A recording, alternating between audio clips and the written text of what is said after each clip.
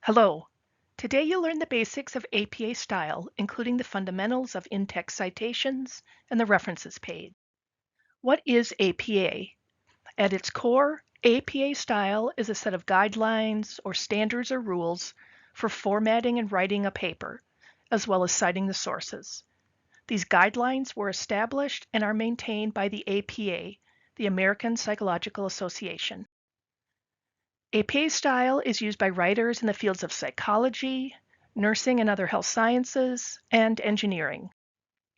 Some of you may ask, why are there so many rules?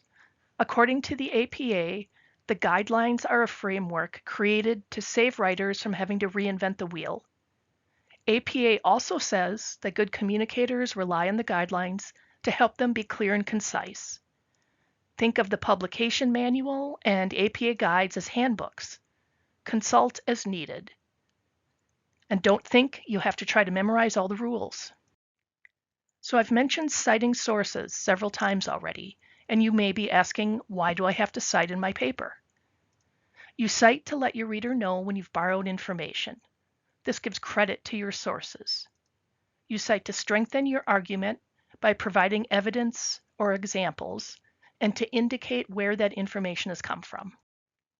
Every time you quote directly from or paraphrase someone else's work, you must indicate who wrote the work and when it was published, what the work is called, and other information that will help us, the reader, find a copy. When do you have to cite?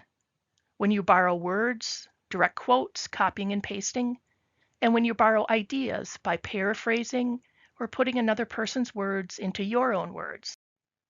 There are two parts to citing in APA. A brief in-text citation in the body of your paper. This directs your reader to the corresponding entry in the references list at the end of your paper. The reference entry includes all the information needed to track down a copy of that source. The brief index citation typically consists of the author's last name and year of publication, and page number if using a direct quote. The full reference entry includes all the information needed to track down a copy of the source. There are two formats for in-text citations. In parenthetical citations, the author's name and publication date appears in parentheses at the end of the sentence. In narrative citations, the author name is incorporated into the text as part of the sentence, and the year follows in parentheses. Page numbers go at the end of the sentence. The previous example was for a direct quote or quoting word for word, copying and pasting. Here are examples of paraphrasing or restating the idea in your own words instead of quoting directly. We just looked at parenthetical citations, the first place you need to cite in your paper. Now we'll look at the second place, the references page. Your references page is typically the last page of your paper. This is where you include the full information for each source you cited in text. Like the rest of an APA paper, the references page is double-spaced. The word references is centered and bolded at the top of the page.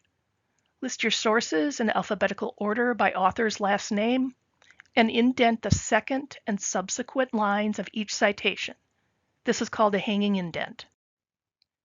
There are detailed rules for how to cite different types of sources, but remember, you don't have to memorize the rules. There are some great resources you can consult as needed. Additional APA resources are available through the Citing Sources link on the library's website. The APA guide includes lots of resources, including how-to videos, comprehensive sections on paper format, and examples of how to cite over a dozen types of sources. For more help with APA style, visit our Ask an Eagle website at nwtc.libanswers.com.